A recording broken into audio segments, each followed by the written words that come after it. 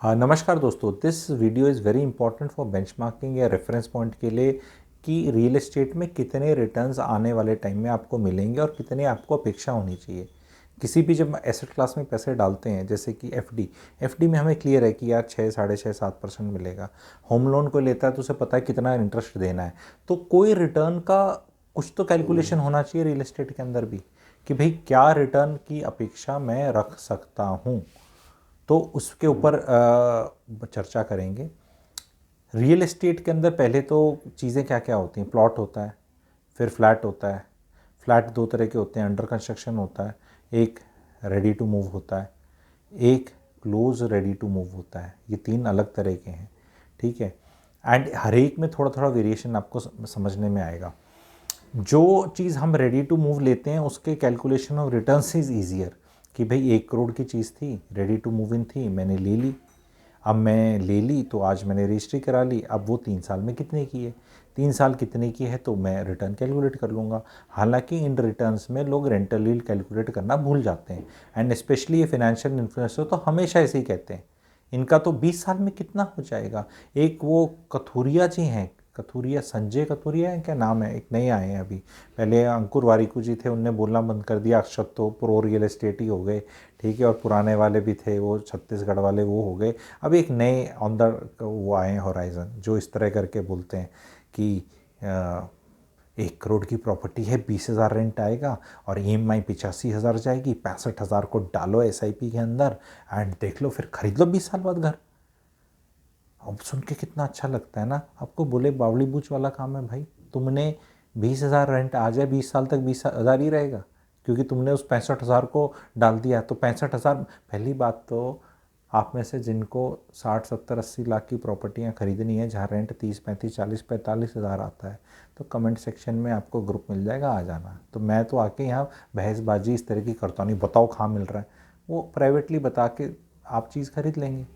Publicly बता के क्यों करना, क्योंकि let the majority still go the SIP route, जिनको जाना चाहिए, ठीक है।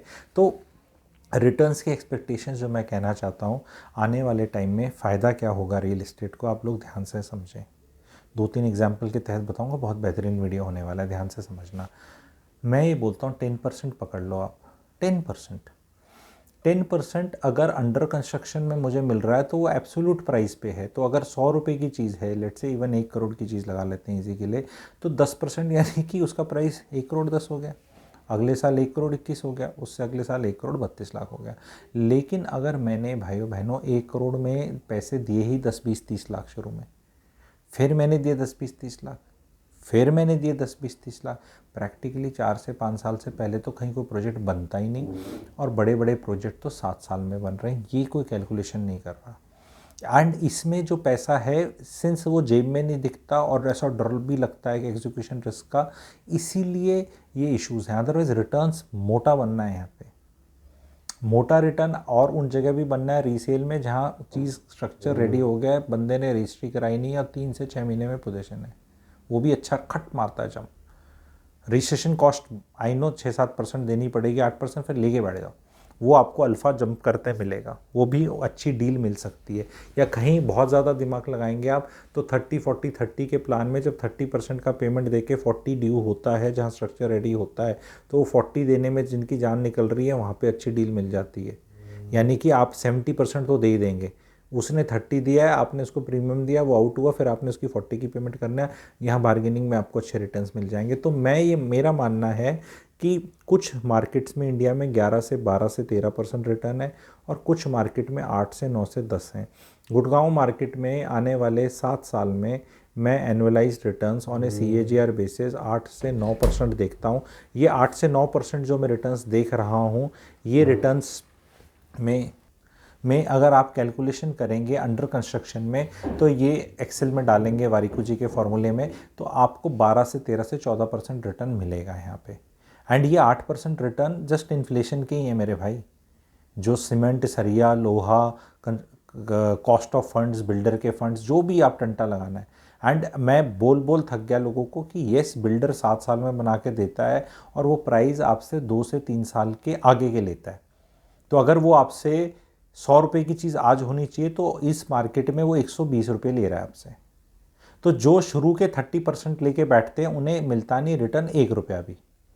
तो इसका क्या मतलब है, फिर हम खरीदें ना? नहीं, आपको यूनिट अच्छी मिलेगी, आपको 2 साल बाद किक इन करेगा, क्योंकि जो यूनिट लेके बैठेगा वही तो बेचेगा। आप कहोगे मैं नहीं लेता, मैं नहीं लेता, मैं नहीं लेता, मैं नहीं लेता, मैं नहीं लेता, ऐसा ऐसा होता है क्योंकि एक टाइम में तो 2 दिन में, 1 दिन में प्रोजेक्ट बिक जाते थे। अब प्रोजेक्ट जो बिक रहे हैं गुड़गांव रियल एस्टेट के अंदर वो आराम से बिक रहे हैं। अब उसमें बिल्डर रेट बढ़ा रहा है, वही वाला बिल्डर कहता है कि ठीक है तूने नहीं लेना ना पूरा, कोई बात नहीं, तो मैंने रेट ठीक निकाला, थोड़ा कम करा, ये करा, स्कीम इसको मैं दी, मेरा इतना बिका, अब मेरा धीरे धीरे बिकता रहेगा उसमें। वो क्या बोलते हैं उसको, सस्टेनेंस वर्ड बोलते हैं, सस्टेनेंस में बिकता रहेगा। तो रिटर्न फिर भी 10% मिलना है, रिटर्न तो 10% मिलना ही मिलना है, because of share economics only and inflation only. वो जो आप भाई इन्फ्लेशन ही 6-7% गवर्नमेंट की दी हुई है। तो अगर आप ध्यान से एक चीज समझो ना, अगर आपने जो एस्पिरेशनल इन्फ्लेशन है और जो बड़े शहरों की इन्फ्लेशन है वो तो 10-11% है, तो अगर आपने आज 100 रुपए की चीज 1 साल बाद 110 रुपए की ली तो उसमें बराबर ही है मामला। तो इसमें महंगी खरीदी आपको, अब इसको समझना है, 2-3 एग्जाम्पल से और बताता हूं कि 10 रुपए, अगर सपोज 10 लाख रुपए बढ़ गए मेरी कॉस्ट, तो उसको पे करने के लिए मुझे 15 लाख कमाने पड़ेंगे, क्योंकि उसमें बाकी टैक्स दे के ही खरीद सकता हूं मैं। क्या मेरी तनख्वाह 15% बढ़ रही है? अगर मेरी तनख्वाह 15% बढ़ रही है तो क्या मेरी सेविंग्स 15% बढ़ रही है? नहीं। सेविंग्स में सेविंग्स बढ़ रही हैं क्या उतनी? तो अगर एक यूनिट अच्छी मिल रही है, ठीक पेमेंट प्लान में मिल रही है, आपको 10 से 12% रिटर्न्स में शांति है, तो आराम से प्रॉपर्टी खरीदो। और प्रॉपर्टी आज के दिन इस कैलकुलेशन में लोग घुस जाते हैं कि 8.5% तो ब्याज ही आ जाएगा, फिर बचेगा क्या? अगर प्रॉपर्टी 10% बढ़ रही है एब्सोल्यूट कॉस्ट पे, तो जो ब्याज है वो तो आपने जो लोन ले रखा है, जितना अमाउंट देना है उस पे देना है ना। क्या आपने पहले दिन ही सारा ले लिया? वो देखो, रेडी टू मूव इन में तो सरल है कैलकुलेशन कि 1 करोड़ का फ्लैट था, 20 लाख मैंने अपना डाला, 80 लाख रुपए पे मैंने लोन लिया 8.5% पे, तो 8.5% ऑफ 80 लाख आप करोगे तो तकरीबन आ जाएगा 7 लाख के करीब कुछ आएगा। तो 7% रिटर्न अगर प्रॉपर्टी का, तो ब्याज में गया, मतलब क्योंकि मैं 1 करोड़ से डिवाइड करूंगा, अपने 20 लाख पे कोई रिटर्न की बात नहीं कर रहा, तो 7% तो वो हो गया। तो अगर मैंने 7% प्रॉपर्टी नहीं बढ़ी साल की, तो यहाँ पर ये मेरे को रिटर्न 0 लगेगा। लेकिन भाई साहब प्रॉपर्टी 7% तो बढ़ती ही बढ़ती है और रेंट भी बढ़ता है। तो अगर प्रॉपर्टी 5 बढ़ी और रेंटल 4% था तो भी मैं 2% कमा रहा हूँ, तो भी 2% कमा रहा हूँ।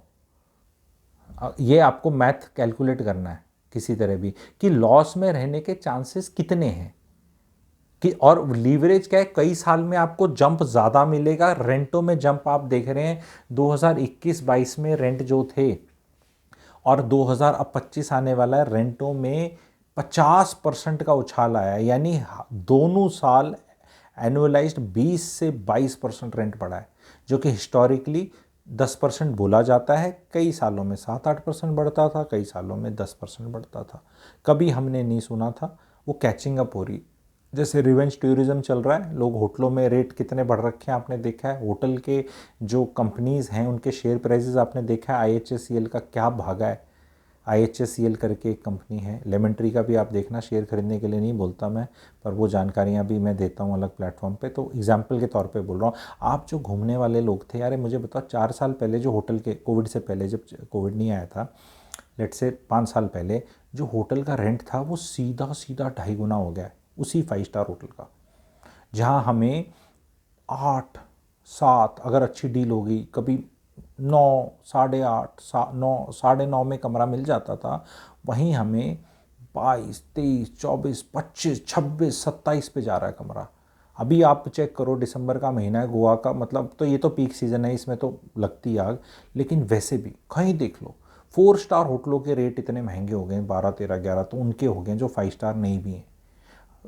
टिकटों के प्राइस देख लो कितने हैं। तो ये एक इन्फ्लेशन बहुत ज़्यादा है, लाइफस्टाइल इन्फ्लेशन क्रीप इन कर चुकी है, एंड वही रियल एस्टेट को आप बंद करके, आंख बंद करके 10% एज्यूम कर सकते हैं।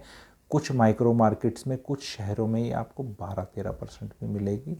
अगर बेस लोअर है, अगर टिकट साइज़ प्रॉपर्टी का करोड़ रुपए से कम है, तो एब्सोल्यूट रिटर्न्स 12 से 13 से 14% रहेंगे। अंडर कंस्ट्रक्शन पे लेने के लिए स्टैगर्ड पेमेंट प्लान में दिस 12, 13, 14 विल वर्कआउट 18-19%। एंड जहाँ पर टिकट साइज 4, 5, 6, 7 CR है वहाँ पर रिटर्न्स 8-9% रहेंगे एब्सोल्यूट रिटर्न्स। एंड वहाँ अगर आप पेमेंट प्लान से रिटर्न्स निकालेंगे तो वो भी 12%, 13% निकल कर आएंगे। And these are humongous returns. पर इसमें ध्यान रखना, बिल्डर टॉप क्लास होना चाहिए, लोकेशन अच्छी होनी चाहिए, शहर बड़ा होना चाहिए। अब आप औना पौना ऐसी कोई नत्थु गहरा बिल्डर जहाँ हाई हाई हाई हाई हो जाती है, आपको पता है कौन से बिल्डर्स हैं, उनकी कहानी मत सुनाना, उनकी चीज़ें मत बताना। ढंग के जो लिस्टेड इंडिया के टॉप 10 बिल्डर्स हैं उन्हीं में, टॉप 10 बहुत होते हैं, 10 भी बहुत हैं, और टॉप 10 शहर, ये उनकी बात है। 10 शहर, 10 टॉप बिल्डर, 10% रिटर्न, कहीं नहीं गया। एंड ये रिटर्न आपका पक्का है। 8 साल में रेंट डबल हो जाता है।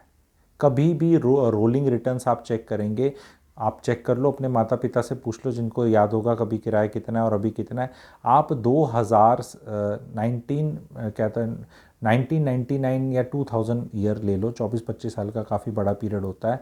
आप उस पीरियड के कोई भी रैंडम 8 ईयर्स उठा लो, रैंडम 2001 से 2009, 2005 से 2013, 2014 से 2022, ठीक है, या 2016 से 2024, या कोई भी रैंडम, कोई भी 8 साल का पीरियड उठा लो अपने मन से। 2007 से 2015, 8 साल में रेंट डबल हो गया है। 8 ईयर्स में रेंट डबल हो गया है हर टाइम। तो 8 साल में रेंट डबल हो रहा है। कोई मरा मार्केट है, कोविड वाला एक्सेप्शनल हटा दो तो भाई 8 की जगह 9 हो सकता है। कहीं तेजी लग गई बहुत मार्केट में, कोई और पीरियड होगा तो हो सकता है 7 में डबल हो गया हो। एवरेज 8 ही निकलेगी, एवरेज 8 ही निकलेगी। 9 साल में डबल होना rent is 8% increase annual rent. 8 साल में डबल होना इज़ 9% इंक्रीज, और 7 साल में डबल होना इज़ 10% इंक्रीज इन रेंट।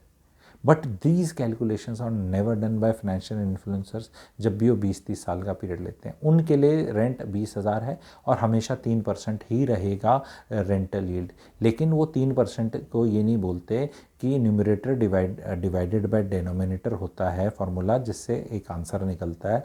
तो अगर वो आंसर सेम है तो मेरा न्यूमरेटर बढ़ रहा है, क्योंकि रेंट बढ़ता है तो डेनोमिनेटर भी बढ़ता है, which is the capital value. तो वो तो ऐसे तो कभी भी सेंस नहीं बनेगी प्रॉपर्टी लेने की, है ना, क्योंकि हमेशा रेंटल यील्ड तो 3-4% ही आएगी, है ना। तो फिर आप बोलोगे इससे अच्छा तो मैं ऐसे, अरे भैया वो तेरी 20 साल में कितना रेंट हो गया। 1990 में DDA का जिसने फ्लैट लिया था जनकपुरी में, जितने का लिया था उससे डबल तो हर साल रेंट आता है आज के दिन, उसकी तो रेंटल यील्ड 200% है। पर ऐसे कोई कैलकुलेट नहीं करेगा, लोग कहेंगे it is always calculated on the current price. मैं ये चीज़ मानने से इनकार करता हूँ।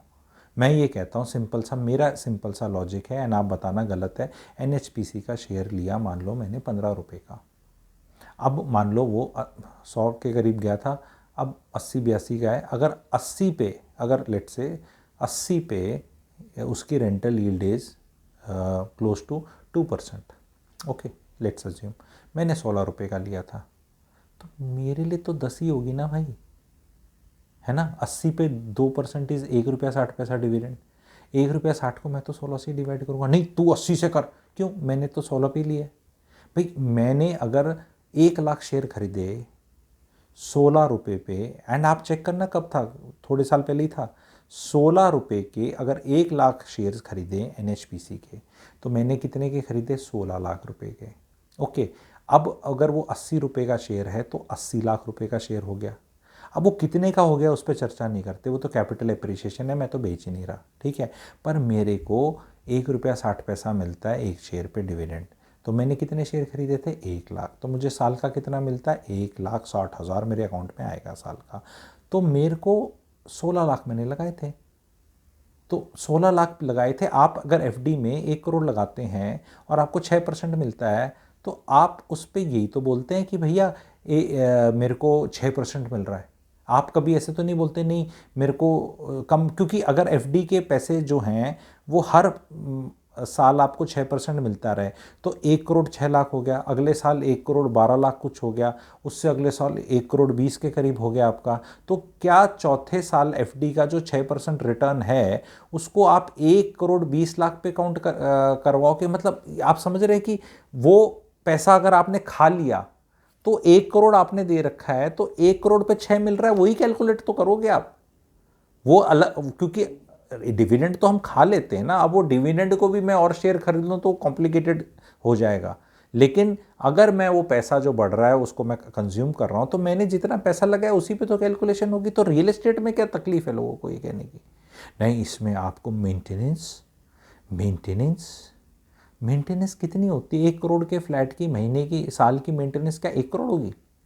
आप बताओ ना कितनी होगी भाई? हद मारो 70-80 हज़ार हो जाएगी, विच इज़ 0.7%। और कितनी होगी? 6 हज़ार रुपये हो जाती है। और कितनी होती है? अभी 102 सेक्टर के अंदर 2 करोड़ के फ्लैट है, उनकी 6 हज़ार रुपये मेंटेनेंस है। 6 हज़ार इज 72 हज़ार, विच इज़ 0.36% ओनली। तो बात नंबर्स नहीं फेंकेंगे वहाँ, फिर हेडलाइंस फेंक देंगे। तो रिटर्न्स आर गोइंग टू, यहाँ पकड़ो वहाँ पकड़ो कैसे पकड़ो, are going to be minimum 10%। कहीं मर्जी ढंग की प्रॉपर्टी ले लो, somewhere there will be 12% returns. Some markets ticket size छोटा होना चाहिए, छोटे टिकट साइज़ पे रिटर्न ज़्यादा मिलेगा, एक फैक्ट है, ठीक है। टिकट साइज़ पे फर्क, क्योंकि मार्केट में खरीदार उतना ज़्यादा होता है उसका, ठीक है। रेंटल यील्ड को ऐड कर लेंगे तो रिटर्न्स और अच्छे मिलेंगे। जब आपको पोजीशन हो जाता है तब आपका कैपिटल एप्रिसिएशन होना थोड़ा कम हो जाता है, इट फॉल्स टू 7-8%। पर then rental yield kicks in of 3-4%, still we are 12% returns. And अगर उसके बाद इन्फ्लेशन लिंक्ड 5% भी कैपिटल एप्रिसिएशन हो, 4% 5% भी हो, और रेंटल यील्ड बढ़ती जाए 4-5-6-7, क्योंकि मैंने बोला 8 साल में रेंटल डबल है। तो अगर 4% से मैंने स्टार्ट किया तो 8 साल बाद 8% हो जाएगा, उसके 8 साल बाद 16% हो जाएगा। तो ये कैलकुलेशंस करनी है। ये कैलकुलेशंस में कहीं भी इमीडिएटली अमीर बनते दिखते नहीं, तो खट से हम कहीं और चले जाते हैं। पर अगर मुझे बेचना पड़ा तो क्या मैं बाथरूम बेचूंगा? वो ये संजय कथुरिया जी के लिए एक वीडियो ड्यू है, अब इनका टाइम आ गया है। अक्षत जी के लिए बन गया, वारुक्य जी के लिए बन गया, सारे जो क्वेश्चंस पूछते थे, क्योंकि मैं जिस तरह समझाऊंगा, इनके पॉडकास्ट काफ़ी फेमस हो रहे हैं। हर एक में जाके ये एक 24, 26, 27, 28 साल के बच्चे आगे बैठे हैं, सवाल ऐसे पूछ लेते हैं और ये मैं एक्सपोर्ट ऐसे करके ऐसे बता देते हैं। काउंटर सवाल पूछने वाला वहाँ कोई नहीं है कि भाई ये तू गलत बोल रहा है, एकदम एकदम मुंह पे गलत। जैसे मैंने बताया, रेंट 20,000, EMI 85,000, जो कि गलत ऑप्शन हैं। कहीं रेंट हमसे ले लो यार, कथुरिया जी आपको बेटर रेंट दिलाएंगे। क्यों दिलाएंगे आपको 20? लेकिन आपका 20 ही रहेगा 20 साल। आपने बोला कि उसका जो डिफरेंस है 65,000 का, वो SIP कर दो। कौन SIP करता है 65,000 की? कनपट्टी पे बंदूक लगा के खर्चा, गुल्लक टूट ही जाती है ना। ऐसी गुल्लक में डालो ही कि टूटेगा, तभी तो वेल्थ क्रिएट होगी। उनको भी जवाबी कार्रवाई करी जाएगी। संजय जी के लिए भी वीडियो अगर आप चाहते हैं तो लिखते हैं कमेंट सेक्शन में कि हाँ, वो बड़े वाले चैनल पे अच्छे से तरतीब से उनका वीडियो निकाल कर उस पर चर्चा करके जो जो उनके वो हैं और बताए जाएंगे कि हाँ भाई ऐसे बोल रहे हैं, ऐसे बोल रहे हैं, ऐसे बोल रहे हैं, तो ये तो गलत बोल रहे हैं। सत्यानाश कर दिया है कि इन लोगों ने पिछले 4 साल में जो प्रॉपर्टी ले सकते थे कहाँ से कहाँ चलेगी। SIP कर ले, वो भाई साहब SIP करके 8 लाख पे पहुँचा है, वो प्रॉपर्टी 1 करोड़ की 2 करोड़ होगी। कर ले, कभी भी बाबू तेरा पकड़ ही नहीं पाएगा, जिसे कहते हैं अगले 15 साल जो बाजगी आगे। लीवरेज तो किसी ने समझा ही नहीं इन्हें, है ना। SIP लोन लेके होती है, SIP कभी आज तक ऐसे होती है? ये खैर वो वीडियो लंबा हो जाएगा, उसमें समझाऊंगा, अच्छे से समझाऊंगा। कमेंट सेक्शन में आप लिखें return, these returns are very good returns going forward. You can be surprised by lower equity returns also. 1993 से 2002 के स्टॉक मार्केट रिटर्न्स चेक कर लेना, 9 साल के, आप कितने मिले थे एंड किस उसमें हम जा रहे हैं। तो कमेंट सेक्शन में आपको मिलेगा एक बढ़िया सा लिंक व्हाट्सएप ग्रुप का। अगर आप ऑलरेडी मेरे से नहीं जुड़े हैं तो उस पर जुड़ सकते हैं, चैनल को लाइक कर सकते हैं, चैनल की मेंबरशिप ले सकते हैं और सब्सक्राइब ज़रूर कर सकते हैं, और एक सब्सक्राइबर और ऐड करा सकते हैं। एक रिक्वेस्ट है, जैसे सब्सक्राइबर्स ऐड करेंगे, लाइक करेंगे, वीडियोस खटाखट। और जो भी आपको डाउट है ना रियल एस्टेट पे, लिख दो, अरे ऐसा है, तो उसका इकट्ठा करके एक वीडियो बन जाएगा आप लोगों के लिए। तो होप आपको अच्छा लगा वीडियो, शेयर करिएगा, लाइक करिएगा। Thank you very much.